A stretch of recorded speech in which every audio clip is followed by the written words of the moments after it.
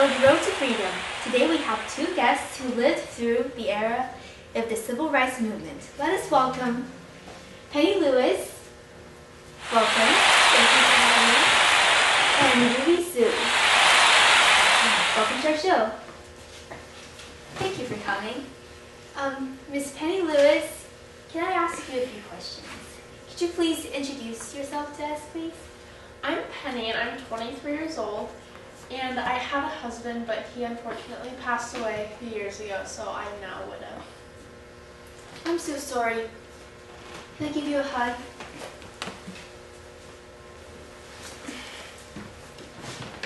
So during the Civil Rights Movement, what movements did you personally participate in?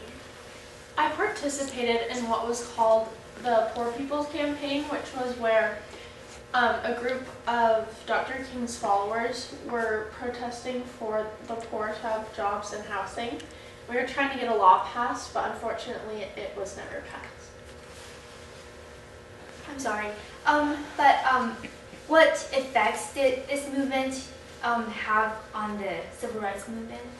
Well, because it wasn't passed, it didn't bring as much change as we were hoping it would, but it did bring a lot of awareness, and it just spread the idea of the poor to have more rights than other people do.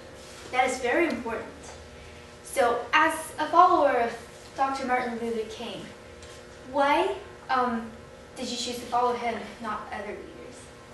I chose to support Dr. King because he was not only a voice for the African Americans, but he also just was a voice for all those who were suffering through injustices like myself. Okay. Thank you, Mrs. Lewis. Now let's turn our focus on to Miss Ruby Sue. Could you please introduce yourself to us, please? Hi, I'm Ruby Sue, and I'm 19, and I want to be a nurse. That is a great career. And Miss Sue, could you please tell us what movement did you participate in during the Civil Rights era? It's called the Bloody Sunday on March 7th, 1965. Oh, so isn't that the march from Selma, Alabama to Montgomery? That's right. So, and how did you think this movement affected the Civil Rights Movement? We tried to get voting rights for everyone, but please just beat us and shut us. So this comes the really huge point of the Civil Rights Movement. Like Dr. King act really peaceful and non-violence approach to this Civil Rights Movement made us support him, and he felt so much confident in him, and we support him. So. That is very admirable. Okay, so I would love to have you guys for longer, but unfortunately we're running out of time. So could you, sorry. So it was very nice having you here again. Thank you for coming. Thank you. Thank you for coming. Thank you. Now, thank you for watching The Road to Freedom. I am Amy.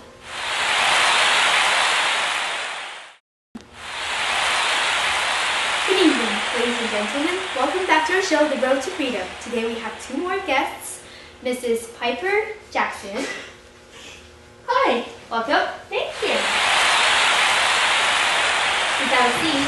And Miss Rebecca Johnson. Welcome. Thank you for joining us. Yeah. So let's focus on Miss Piper Jackson for a moment. So, Mrs. Jackson, could you please tell us more about yourself, please? I'm Piper, and I have 14 little kitties. This is my 5th one. 15th, I'm so sorry. These hormones are just messing up with my brain. That must be a lot of work.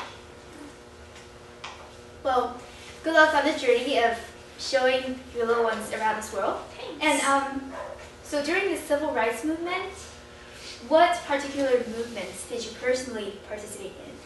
I participated in the Montgomery bus boycott, where we walked against racial segregation.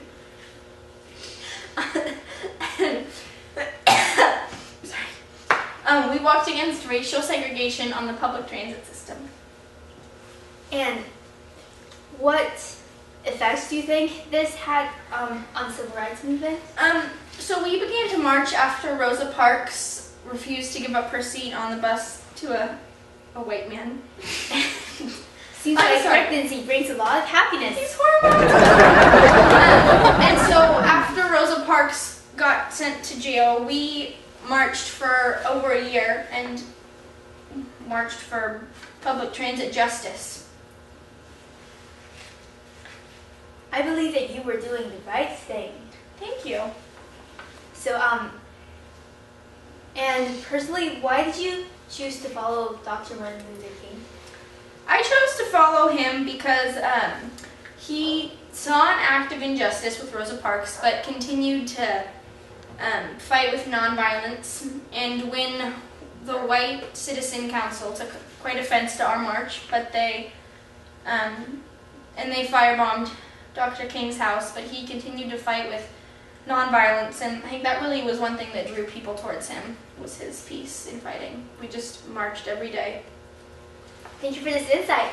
Yeah. And let's turn our focus back to Ms. Johnson.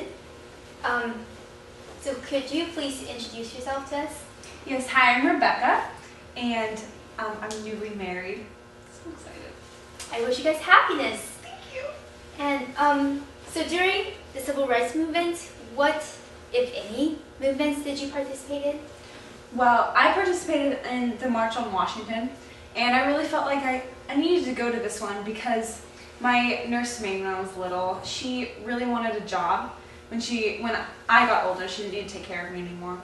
And so she tried and she tried, but because she was African American, no one would give her a job. So this march was marching for equality in getting jobs and economic rights and all that stuff.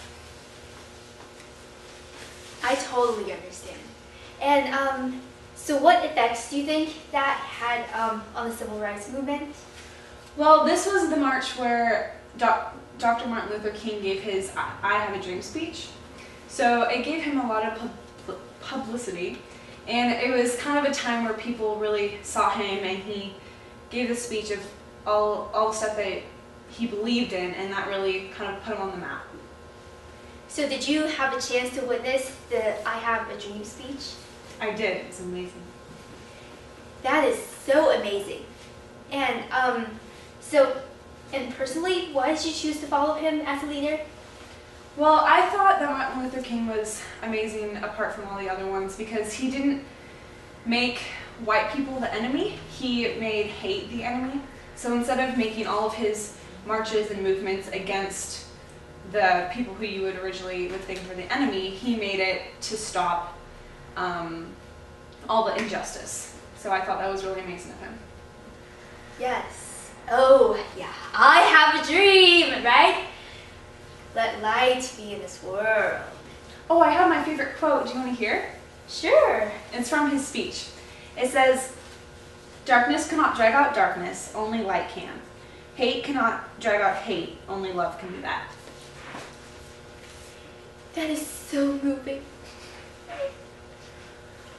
That is the best quote ever. Okay, I would love to Would you like to touch the baby to feel better? No, thank you, actually.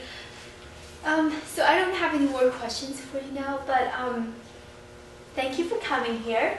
Thank you for having And us. your answers were very helpful for our show. So thanks again.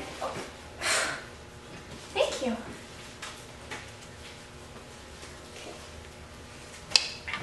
Thank you for watching Road to Freedom. This is Amy Lee.